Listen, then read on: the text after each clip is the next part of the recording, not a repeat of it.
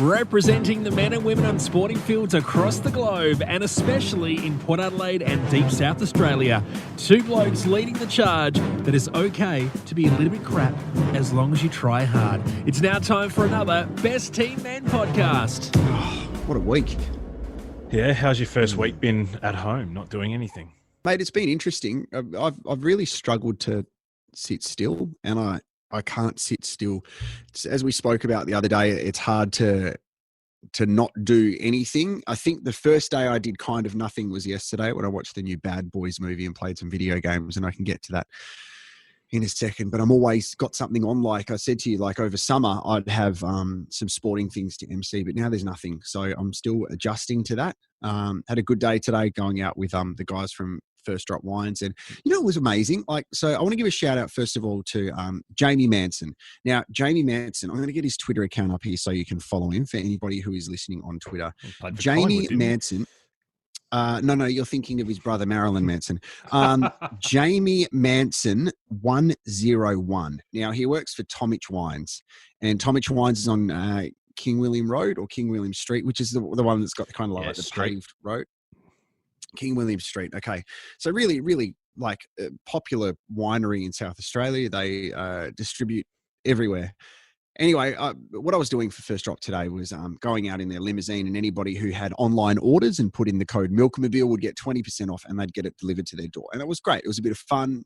Obviously, I talk about First Drop a bit, but Jamie, first of all, sent me a private message, which I think I shared with you, Maddie, on Twitter, and said he loves the podcast, which I think that's great. Like if we have one person that likes listening to us, that's a win for us. And then yesterday he said, I'm going to get involved and buy some of this First Drop wine. And I love that because, you work for different wine companies. You probably could hate one another. And I think that is most evident in the fitness industries. PTs just hating the shit out of every other PTs. Like it's... They do pick them apart, don't they? They sit there and judge and all that sort of stuff. Some of the stories I could tell you about what I've witnessed recently, mate, some PTs and strength and conditioning coaches who just make a living smashing others and trying to bring them down. I think it would be a very depressing life to do that. But shout out to Jamie. First of all, thank you for listening, mate. And of course, thank you for purchasing the wine today. And when I see you next, Maddie, actually, you know what? I think I'm going out again next week as well. We'll drop off a bottle at your place, Maddie. Yep. It's amazing. So venture down to the deep south. Don't forget your flak jacket. Deep south, mate. Went to Port Noarlunga today. Oh, you were right near me. Really, really deep south. It was a great day though, man. So I've had a bit of time to. There's been a pretty full on day, and we can talk about Twitter in a second, but it's really good to do this. I'm really enjoying doing these podcasts from home, and we've got some social media questions that we can ask at the end of this episode as well. Yeah. The audio is nice and clear, which is great, and it's good. We're being consistent, and we are really sticking to our guns. So what I thought we could do is at the start of this, let's talk about what we are going to discuss, because usually we go in a little bit blind, but at least if people are listening and we're 3 minutes in, we can go, hey, what you're going to hear on this episode is these kind of concrete bits. Yeah. And then some other shit, which we just talked about anyway. Branch off into, yeah. Can you give us a little bit of a contents on what's happening? Yeah, well, obviously this morning, and I just read before, there's been some drink driving scandals through the AFL as well. There was another one tonight. I'm not sure if you saw that one. That's just gone up. Obviously the Bulldogs are in a bit of shit, for lack of a better word. So, and as a result of that, there was obviously some tweets go out today that caught our attention. So we're going to go through that, and also some running etiquette, which I saw you tweet about actually not long ago. So I'm very looking forward to what you bring to the table there. And then I'm also very interested in your Bryan Mcfadden story that you've so haven't I was told me, but you've by Bryan Mcfadden. Let's start with, okay, you're on, let's call it holidays for lack of better words. Yeah. How's your routine with your diet and your nutrition going? Okay, I'll tell you what. I'm not bad. So I've hired some weights from Peak Performance Conditioning in Port Adelaide, which is great. I've been running quite well. I've been pretty happy with my running. And I've been eating okay, apart from tonight, so long story short, this time last week it was Good Friday, and every Good Friday I get a fillet of fish from McDonald's. And I think it's like fillet of fish is really hit hit and miss. You either like it Yeah. or you hate it. And I'm Have one you of the noticed guys who likes there's two types? So you can get a really dense piece of fish that's Yeah. fried to within an inch of its life, or you Yep. get a really fluffy light one, and that's the one you want. You don't want the hard Yes. one. And there's ones that you get and you can throw it at someone, and if it hits them in the head, it'll knock them out. That's exactly right. And I think it's the same with the McChicken as well. You're either eating a cardboard box or you're eating an undercooked piece of chicken. So medium rare chicken. Tonight I thought, okay, so I'm going to get my daughter some chicken nuggets. Like, she doesn't eat bad food at all, but I thought tonight let's just try it, because we couldn't be stuffed doing anything. So we went to McDonald's, and my missus said to me, "So are we going to be doing this as well?" I'm like, yeah. Remember when you were in your 20s, or even maybe in your early 30s, a decent meal at McDonald's was going from the medium Big Mac meal to the large Big Mac meal, and you thought, I'm a hero? Yeah. This is what I got tonight. And I'm going to leave you with the hack until the end, because I'm going to blow your mind, unless I've told you this before. So no, I don't think you have. I get the Grand Angus, or the Classic Angus burger, because I think it's a classy Big Mac. Then I get the McChicken burger, or sometimes I get the grilled chicken burger. It's like getting a water with your Big Mac meal because you're trying to be healthy. Save those calories. Yeah, and because I missed Good Friday, I got the fillet of fish as well. So I got 3 burgers, right? Love that. 2 large fries, no salt. No salt. That is my hack. Okay. No salt means the people at McDonald's have to cook your fries fresh. I like it. So you get them hot, and if you want to put salt on, chuck it on afterwards, but you're guaranteed to get your salt fresh. And I've downed those 5 items. I didn't get a drink because obviously I'm watching what I eat, so I wanted to be really healthy. no soft drink at a time like that. Far out. Yeah, so that's where I'm at with my routine at the moment. It's one of those things, Matty. I don't know about you, because for people who listen to our kind of first season of Best Team Men, we spoke about you eating dim sims the night before every footy game on a Friday night. 6. You kind of just need to tick that box, and until you do, you're going to think about it. You just got to do it. Yeah, if as soon as it gets into your head, you might as well just give in and have it, because and I'm very much like that, and it's a dangerous mindset to have, because if I tell myself I feel like this and I'm going to get like this, then I will. There's no stopping me. And then in my head, I could turn around and go, "No, don't do it, don't do it." Oh, but you've already thought about it. Just go and do it. Yeah. And I'll go and order my weight in Hungry Jack's or McDonald's, and then I'll feel really guilty after it, and then I won't eat for 3 days. So. Well, I'm struggling at the moment. So, I think I'm going to go on a detox tomorrow, which I don't know what that entails, but probably a run. Yeah. So I'll go for a run at some stage tomorrow. So I'm struggling at the moment. It's been a pretty eventful day. So as you mentioned, as I'm responsibly having a glass of wine tonight, there's been 2 names which have come up over the past, 12 hours, I guess. Yeah. So the 2 players, one of them from the Adelaide Crows, which is Tyson Stengel, and of course Western Bulldogs player this morning as well, which was probably the more serious one of the 2. Yeah, the Stengel one's only just come out.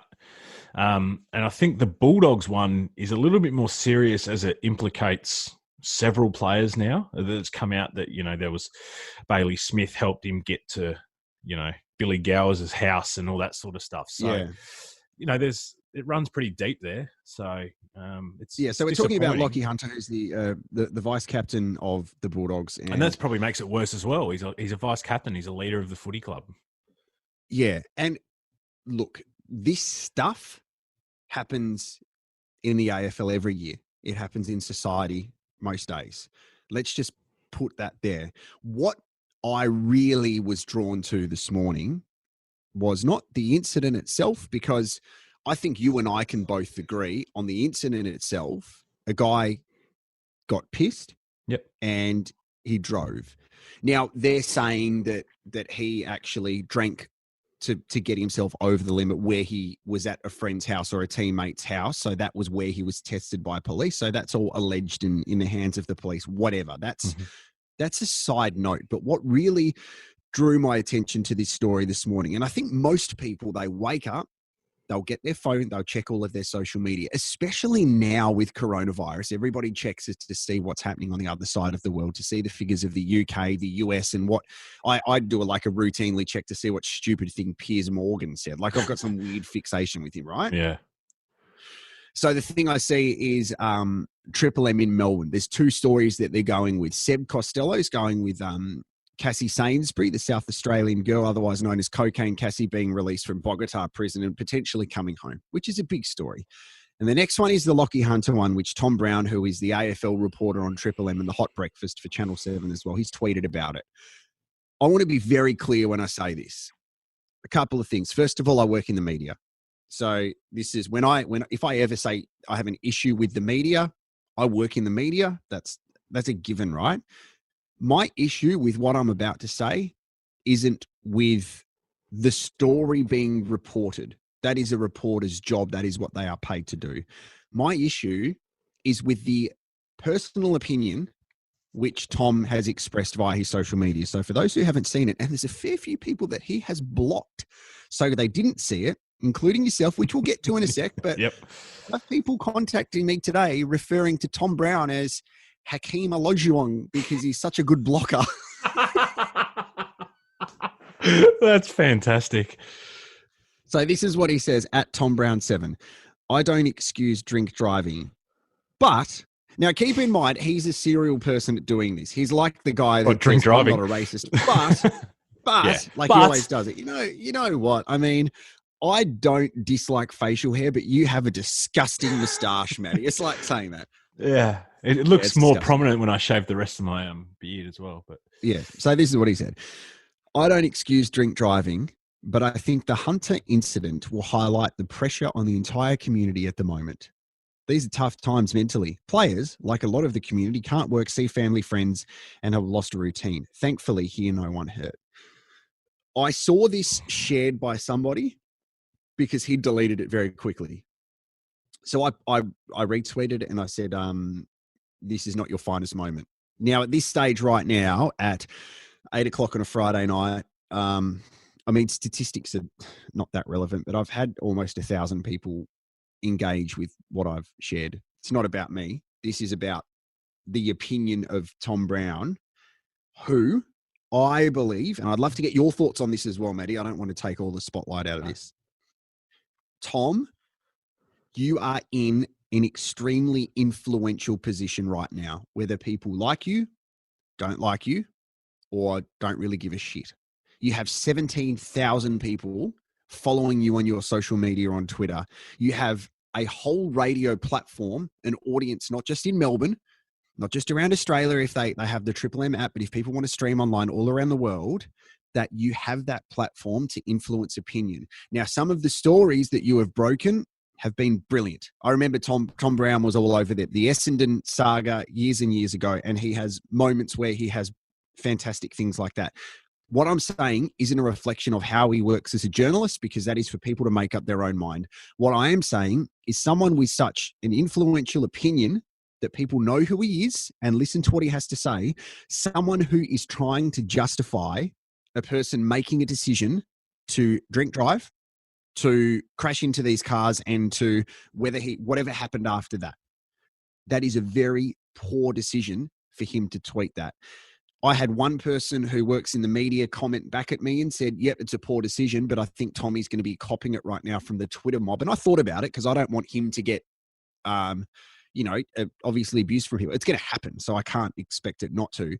But still, you need to understand that if your job and your social media account is there to hold people accountable for how they act in life and the decisions they make, you made that decision to write that and to justify it. And there are so many people around the world right now who are going through a lot worse than footballers are going through and not making the decision to get in the car, drink and drive and put their life in danger, other people's lives in danger. And I thought it was really poor and I was really disappointed in it. The fact he deleted it, hasn't owned up to it yet. No. I just think it's poor, and I think it is irresponsible. It is irresponsible, and it's almost significant that he would delete it, not come out, put his hand up, and as you said, he's a serial blocker, and he doesn't seem to take a lot of responsibility for when he's wrong, young Tom. He's there. He strikes me as the kind of journalist, and I don't know him personally, and I don't know if you know him personally, or no, I'm sure someone I know that knows him personally, but he seems to me to be the kind of guy that would rather be first than factual a lot of the times. And, Yeah, because I said before, I'm blocked from him, and I didn't even abuse him. All I did, there was an injury. There was something. It was during a game. I can't even remember the team or the player, but someone went off, and he tweeted, "So and so's gone off. Mate, high grade hamstring will be out for 4 to 6." And I was like, "Mate, he's been off the ground for 30 seconds." Yeah. Okay, you don't know that. Like, it looked like cramp, or it looked like a corky or something. It was a corky or something like that. And that's all I wrote. I said, "Jump the gun a bit, Tom. It looks like a corky. He'll be fine." And he blocked me purely for that. Yeah. And you know what? The bloke played next week. So, yeah, that's my little Tom Browne story. But yeah, he seems to be, if he gets something wrong, he'll shy away into the wilderness and you won't hear from him. But yeah, and the difficult thing is that I've seen players call him out for some of his things he puts on social media. Where I feel for a lot of journalists who are just doing their job, they, of course, if they write an article or do a report on a player which isn't favourable and they're reporting the facts, obviously the supporters of that player and the club are going to come out and have a crack on them. And you can't control social media. People are going to abuse them. Yeah. So you're fighting a losing battle, which I feel is bad. And we've spoken about social media like every episode. The fact that we are having a conversation about, I can see that people are going through these mental issues, struggling with routine. They are still making that decision to drink drive. Mm-hmm. If that is what he did, mm-hmm. and if this is what Tyson Stengel did, they make that decision. Yeah. So what happens if we go back to football next year, exactly the same as we are now, and that happens again? Is that condemned, or is that it's okay because there's another reason? So, but it's happened all through the AFL for years. Yeah, like, you look, players are getting caught every year, like you said. So we can't play the players are struggling with this lockdown and stuff like that. So many people, I haven't played a gig for over a month now. My industry's completely gone. And have I wanted to sit at home and get blind and drive my car? No. Am I going stir crazy? Yes. But I've decided not to. It's still a choice. I have a theory, and I want you to go with me on this theory. Right. Might be inaccurate. It might be incorrect. But my theory is this. There is a chance that Tom Browne has tweeted that so he can get on the good side of Lockie Hunter and the Bulldogs, and he gets the story to speak to him. So he's coming across going, you know what? I feel for the guy. He must be doing it tough. Gets up close to him. I'm going to give him the story so he can speak his words. He gets the exclusive. And I'm going to... Media works like that a lot of the time, mate. Yeah. It's sad if it's true because he's copped a lot of hate for it. So... Yeah. Especially first thing in the morning. Like, if he's come out and he's learnt about it a little bit more and tweeted that later in the day with some facts behind it, different story. But to me, like I said... It's also unnecessary for that tweet. It's unnecessary. Don't try to justify what he did. No. Put the story up, by all means. Lockie Hunter has been done for drink driving, 2 times the legal limit. This is what's happened. More to come. A lot more people are going to respect him. I am a tweet deleter. I've deleted many tweets before because I've tweeted something. I'm not a controversial person, but I've tweeted something before and someone's had a crack at me. So I'm like, it's better if I delete it. My best ever tweet delete. I'm going to share this with you. So in the 2012 NBA Finals, the Miami Heat played against the San Antonio Spurs, and this was game 6. So game 6 was in San Antonio, I believe. Oh, maybe it was in Miami. I'm not sure. Anyway, I was about to go into a work meeting. It got down to the final minute, and it looked like the Spurs were going to win. They started bringing out the yellow tape, so around the court, and I have tweeted, bad luck to the Heat because I love LeBron James. Better luck next year, blah, blah, blah. I've gone into that meeting. Little did I know, a couple of seconds later, Ray Allen made the shot of his life. With that famous commentary. Famous commentary. Bang! Bang! Yeah. Put it into overtime, and the Heat came back and won the championship. I deleted that bad luck tweet. That's fair enough.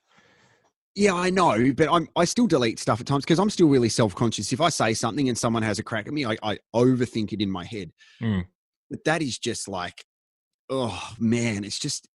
it really disappointed me because it doesn't do anything for this.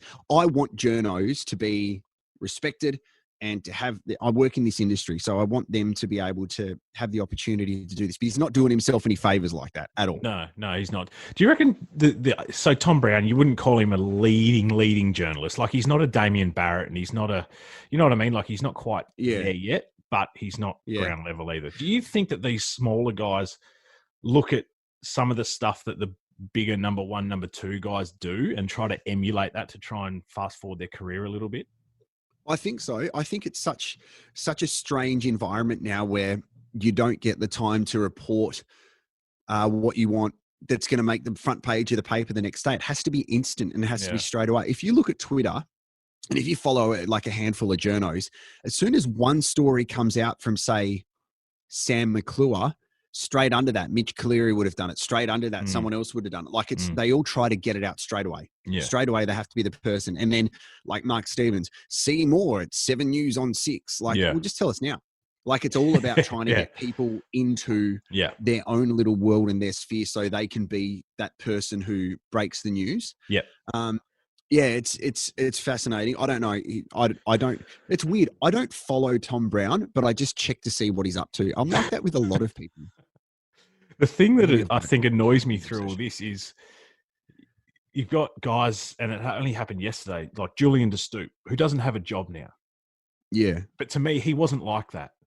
He's one of the better ones, I reckon, that I've followed through the time. His content was substantial.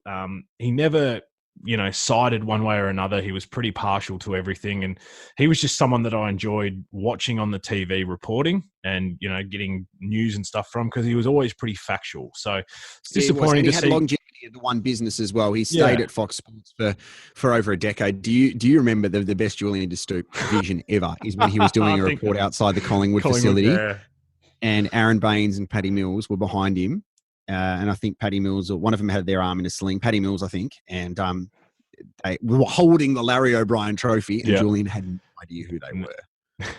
But you're right. A lot of good people at Fox Sports are losing their jobs, which is it's a sad reality of what's happening in sports media at the moment because of coronavirus, and it doesn't look like it's going to get better any soon. But they are really talented people, and it's a shame. Like it is such a difficult, mate. It's such I don't envy their position at all, especially the ones that there's some of them that thrive on it, mate. There's some ambulance chasers in the media that love the fact that they can do the dirty work so they can get a story. But eventually they'll look back and go, oh, wow, okay. I'm one of those. I'm one of those. So it's tough, man. I know.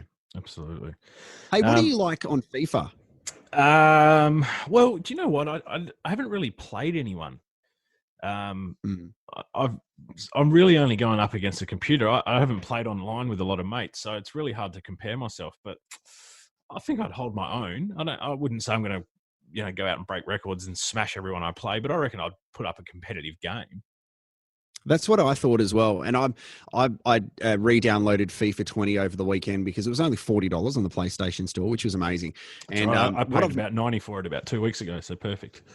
Well, I paid about $90 for AFL Evolution, and you can borrow that if you like, because I've won the premiership. Yeah, your players look stoked as well. Oh, they look really happy, mate, just as happy as I was to finish the game. So, I mean, I talked it up the day that I got it, and I'm like, I just want to win the premiership and never play this again. And be done with it, yeah. Exactly. So I've with FIFA, I'm a football fan, but I'm not like a real passionate fan that knows all the players from every squad going down to the championship and the premiership and stuff. And I said, okay, I want to commit to building a side, starting them in the championship and then going up to winning the Premier League. So I got a recommendation to play as Leeds, but I'm not good at the business side of football.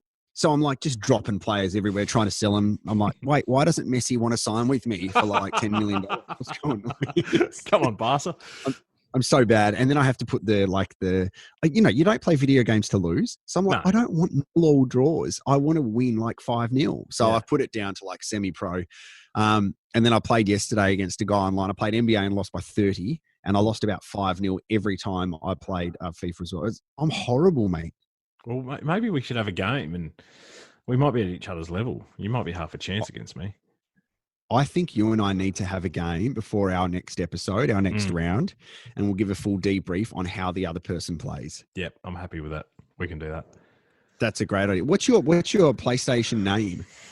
Matty Burge FTD. All one word. Yeah, I'm Witness J Walsh, I think. The old Witness. Yeah, I know. LeBron James. Okay, so FIFA leads me to this story. Let's lighten it up a bit. So I've loved FIFA for a very long time. Like, I remember the World Cup games and stuff. I just like playing it because I love sports games. And when I was living in Melbourne in 2008, and I think this is why I thought of this story last night, because I was playing FIFA before I went to bed. And I got asked if I wanted to go to the video games exhibition at the Melbourne Exhibition Centre, which is I remember right on the Yarra. Yeah, it's right on the Yarra. So I went there, and they wanted me to go there and do like a FIFA review so people could play it. And I thought, this is awesome. And they said, you know what, mate? You think that's awesome? How about this? How would you like to sit on the main stage and play one-on-one versus Westlife's very own Bryan Mcfadden? Was this peak Westlife or post Westlife? No, this is post-peak Westlife, but you got to understand this, Matty. I'm a Westlife junkie from way back. Okay, so this is big for you. When I would go to the sandbar on Friday nights at Henley Beach and the DJ pulled out their version of Uptown Girl. Yeah. Oh, I was looking at girls and singing it to them like I Game was over. Yeah, I love it. Unbelievable. So I thought, you know what? This is my opportunity to meet Bryan. I mean, he wasn't my favorite one of Westlife. I thought there were other ones, but you know what? It's one of Westlife. So we went there and he beat me, which is great because how embarrassing if I beat Bryan Mcfadden from Westlife at FIFA. But then he said to me, hey, let's do something really cool on the stage. I'm like, okay, let's do something really cool on the stage, Bryan. Are we going to sing Uptown Girl together or what? Is there a reunion you're going to make me part of? Or? Bryan says, when you think about it, his name's Bryan. Like Bryan. Come on, Bryan. Bryan. Hi, I'm Justin Timberlake. Hi, I'm Nick Lachey. Hi, I'm Bryan. you got all the pop stars, like you said, like Justin. You got Bryan, the car salesman. Bryan. Hey, I'm Nick Carter. Hi, I'm AJ. I'm Bryan. I'm Bryan. So Bryan says, mate, I'm actually pretty decent at football. I thought, okay, well, I'm not. Is he English this or is what I Scottish want or you whatever? To, I'm not sure. He's one of those issues. This is what I want you to do. Oh, there's a cat. I want you to stand at one end of the stage and hold your phone above your head. What I'm going to do is stand at the other end of the stage, and I'm going to kick the football and kick the phone out of your hand. Come on, Bryan. So I thought, okay, Bryan, mate, first of all, I'm not like holding an apple and you're Robin Hood and you're going to shoot that at the top of my head. Second of all, I've just got the new iPhone. Like, this is when iPhones first came out. Give me your phone, Bryan. I'll hold your phone. Yeah. This is Bryan from Westlife. You do whatever B Ryan from Westlife says. So I thought, no worries. I mean, if Bryan from Westlife says that he can accurately kick the football or the phone from above my head, and I believe him. I mean, this is the guy who won the heart of Australian Princess Delta Goodrem. I mean, what can't he do? Exactly. So I've done it, and I've held my new iPhone above my head. Bryan's got the 8 people in the crowd kind of doing a slow clap. It's taken a few steps back. I mean, it was obviously something. Yeah, he came off a short run up, actually. Yeah. And Bryan has really got onto the ball, and I knew that because it went straight into my face. Come on, Bryan. Bryan Mcfadden from Westlife. I've never had a bleeding nose until that moment. Did he apologise at least? No. He was laughing it off, mate. It was Bryan. He was looking around going, hey, get around me. I'm Bryan. I never want to see you cry. Uptown Girl. So that was my Bryan Mcfadden experience. And I only thought about it last night. And it's quite such a weird story to tell. It should have been like, surely there's alarm bells. When someone says, I'm pretty good at, they're not normally that good at it. Yeah. Do you remember those movies where the guy has a gun? He's like, hey, you know what? Run. Like the Jackal. Yeah. When Bruce Yeah. Willis says that, just run. He's like, all right, no worries, mate. I mean, you've got a machine gun. Obviously, you're not going to be that good at it. I'll just run. He'd already Straight, shot his straight. hand off as well. It was Jack Black. That's right. Yeah, because he was Jack the Black's- computer nerd guy that could program the gun and all that sort of stuff. That's right. Yeah, good movie. Oh yeah. So that great movie. So that was my Bryan story. Bryan smacked you fair in the face. Yeah. Now, Maddie, tell me how you go for a run. We spoke about running etiquette on social media a couple of weeks ago. So I need to know some of the observations that you notice of people running. We'll get into running etiquette and then we'll ask some of these social media questions. What do you got? So my running, I'm very much a headphone. I run at an oval. I try not to run on the road. I'm headphones in, don't really pay much attention or respect to what's around me. There wasn't the other day I was running and there was a couple of blokes kicking the footy and the footy came my way, went under the fence and I thought, all right, I'll stop. And I jumped the fence and gave them back their footy. So I thought that was a pretty polite thing to do. I try and stick to myself as much as I can. I don't run a lot. My running is, pretty short sessions, so I don't see a lot. But in terms of running etiquette, I don't think you'd want someone breathing down your neck. Like if you're in a position to overtake me, go around me. Yeah. And the same deal. If I'm going to overtake someone, I'm trying to catch up to them and go around them without trying to startle them. Because a lot of people do listen to music. So if you're running and you run up behind someone, I'll really try and make a point that I'm not going to try and mug you. I'm just trying to go a bit quicker than you. Yeah, a couple of things I thought of when I was running the other day. First of all, so the things that I wrote, number one is that you don't have to start the run and you're not allowed to until you find a song that you start well with. I think it's really important to find what you're starting well with. Mm-hmm. I can listen to podcasts and talk about radio when I run, but I notice if you listen to music, you're going to run faster. Yeah. Your legs either run to the beat of the song or you pick up the pace, and listening to the song. If you imagine yourself doing something like if you're listening to a kind of pump up rock song, so you might be imagining yourself playing footy in a grand final, your mind is taken away from what you're actually doing with the run and you focus on that. The less you focus on how much you're hurting and how much you're breathing, the better. I think that you can stop your run if you are on a song that you don't like and you need to change your playlist. So if you're running, holding your phone, you can try to do it right while you're running, but I think that's totally okay. What you said is great. I think if you've got someone in front of you, it might provide you with a little bit of a challenge to get past them. If you've got someone behind you, that's great, but they need to go past you. One of the things I hate is when you're running on a walking track and you're allowed to, there's like a couple of people, like two people walking on either side of it, and you need to yell out, come and left, come and left, come and left. It's like, mate, just understand that this is a running track as well. Yeah. I think you're allowed to sing while you are running. Yes. I'm all about that. Thing. I remember running on the treadmill once at the gym, and I had a phone call. And I was trying to talk and run at the same time. And let me tell you, I doubled the calorie burn. Like it actually takes it out of you trying to talk and run at the same time. Now, here's one. I'm going to hit you with one here. Go. Running on the road and running on the spot while waiting for a crosswalk. Yes or no? Okay, I'm going to let you in on a secret here. If I get to a pedestrian crossing and I have to wait, I'll stop my stopwatch. I don't believe that wait is counted as part of the run. Yep. No, that's fair. I see those people jogging on the spot and I'm like, mate, just have a breather. Come on. Yeah, but if you stop your stopwatch as well, that also provides you a little bit of a cheat time to have a breather. Absolutely. Because you've got to be road smart, mate. Yeah, you can't run it, especially if you're listening to music as well. You don't want to run across the road. Agreed. But then the way that can actually knacker you is if you get to that same point next time and you get a clear path and go, your time's going to be worse. You don't have that's why you kind of slow down while you're waiting for it. And what about skins? If you're wearing skins, do you wear shorts over the top of them? I ran at the Oval the other week and I didn't. No. I had full lengthies on. If I'm wearing full length ones, I couldn't find them. And it was wet. Couldn't find what? Oh, okay. My shorts. I couldn't find my shorts to put over the top. So, no, I didn't. And that was I don't know if you saw on my little fitness account that I've got. And I put up a running session that I did.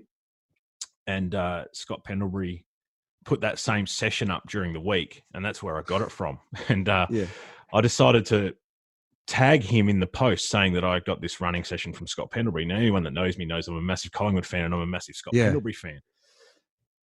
Within 10 seconds of putting up the post, he liked it.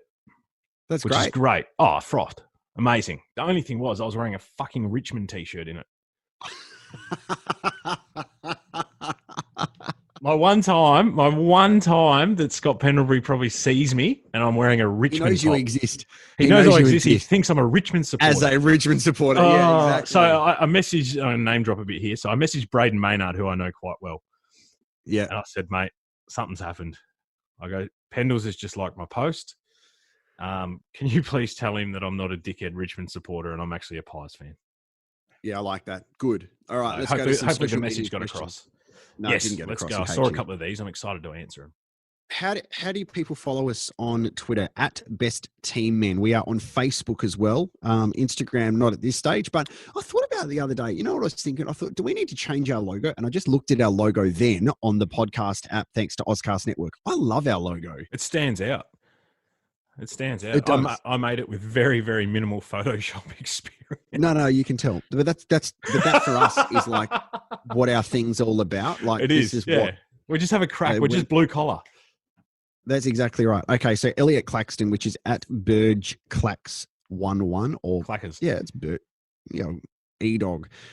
He loved the Mighty Ducks podcast. However, can never watch it again after you brought up all those plot holes, which is sorry about that. But thank you. Top 5 fictional athletes. Now, I think we need to hold that, and we'll do that next episode so we can have a good think about it. All right, give me one now. Remember the time. Go. Give me one. You give me yours. Okay, so not in your top 5. Just give me a wild card entry. Someone that Happy you like. Gilmore. Happy Gilmore. Okay, don't mind it. Ricky Vaughan, the wild thing from Major League. Yep, very good. I watched remember the Titans for the first time on the weekend. Do you like it? Yeah, it's good. It gave me lots powerful, of like emotion. Yeah. And yeah, it's full on. Okay, so here we go. Funky Baz and Face at Funky Baz Face. So these guys do a podcast. They're 3 brothers, right? And I did a little chat with them during the week. Absolute legends, like real legends. And I have no issues promoting what they do. They just do a nice sports podcast, and it's great. If you were going to field a team of best team men, who would make the cut? I reckon this is another one we can go into more depth with next episode. Yeah. But like, who for you is someone that you go, you know, they're a great team man. They're never going to win the best and fairest, but they win the best team man. Are we talking footy or just any sort of sport? Can be absolutely anything. So I'm going to say, example, Matthew Dellavedova. Yep. Okay. I was thinking Livingston. Sean Livingston. Yeah. NBA player. Yeah. NBA player. Yeah. Because he could have for the Warriors. Yeah. So he could have gone off and probably been a starting 5 player for a handful of clubs that were not doing so great. Do you agree with that? Or is he sort I've of got his jersey. destined? I went to America in 2004 and I wanted to buy the worst jersey I could find and I got his. But he was 6th man for a very good side, a very, very good side for a very good long time. So I feel like, you know, he could have gone and been a starting 5 player at a really, you know, run of the mill bottom club. But he decided. Sorry, when you get time, go YouTube his horrific leg break when he played for the Clippers. Is he going to make me throw up? Hopefully. Bit of Nathan Browne as well, about it. because I had you know, obviously 18 kilos of macas, so I'll watch it as well. All right, Facebook questions. There's 3 of them. So let's start off with, all the way from Yatla, Glenn Aikman. Now he's still there. It's unbelievable how he has Facebook there. I love it. The excitement I have about The Last Dance, although I am worried it will be like watching Michael Jordan's Playground for 10 hours. Lucky I have Netflix in Yatla. It's not a question, more of a statement. Not sure really where to go from there. Have you seen that Jordan's come out and said people are probably going to dislike him about the way he was in this doco? Yeah. I'm looking forward to seeing it because I was never big on Jordan. So I kind of missed the Jordan era. But Glenn, thanks for your statement, which has, I mean, the excitement I have about The Last Dance, even though I'm worried it will be like watching Michael Jordan's Playground for 10 hours. There's nothing wrong with I had all those VHSs, the Come Fly With Me and Michael Jordan's Playground. Nothing wrong with that. Yeah. Okay, so Glenn, a bit of feedback. When we ask for a question, or maybe ask a question. If we ask for a I'm just saying. statement, we'll ask for one. Yeah. Let's hope they are. A Q&A isn't your release out of Yatlow because you are stuck there. There's no education in Okay. Yatlow. Let's go to the Bodge, Craig Bodger, who says, I think you should do a podcast on South Australia's most underrated sports men and women. Someone who, for some reason, throughout their whole career, never got the plaudits they deserve. I reckon it's another one we're going to think about for next week. Yeah, 100%. I mean, we've got to do a lot of thinking. We've actually got some homework to do. I think we should release 2 episodes a week, by the way. Yeah, I'm happy to do it. We could do a weekender. Yeah. Weekender and a midweeker. Yeah, like good. I like that. A Saturday sort of morning setup and then a midweek Wednesday. Good.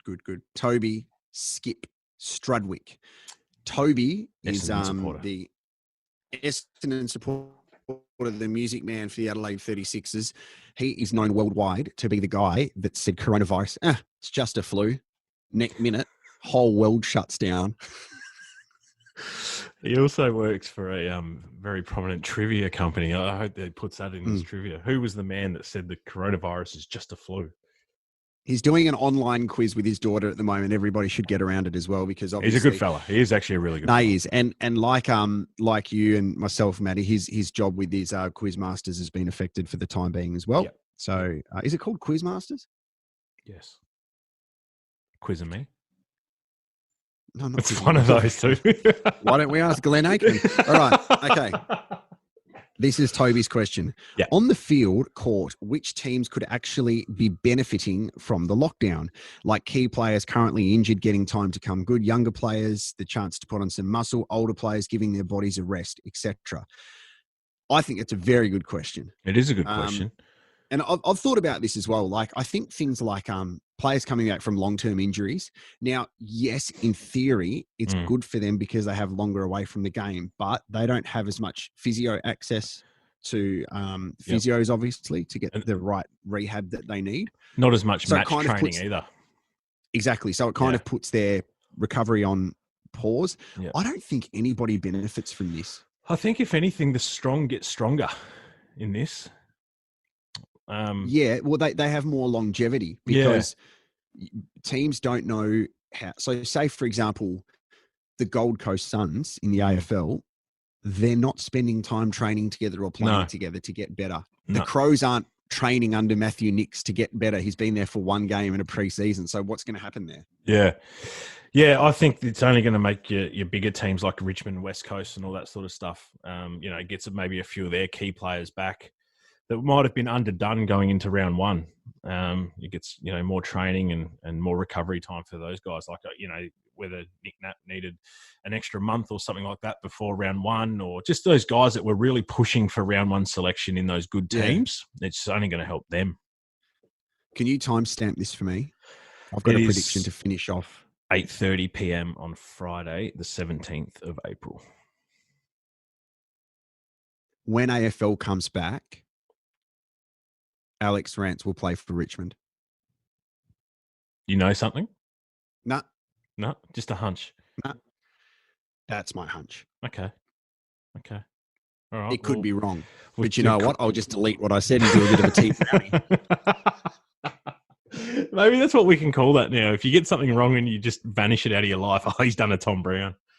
He's done a tea I still can't get over our last round when we discovered that Robbie Armat claimed to get goal of the year in the year 2000. His mates have absolutely Wikipedia'd him, and he didn't. He wasn't even in it. It was who was it? Some bloke from Crediuk or someone like that from the Western Bulldogs in 2000. Yeah. Oh, Quizmeisters. It's called Quizmeisters. Okay, Quizmeisters. All right. Well done, Toby. On your toes. Thanks, Toby.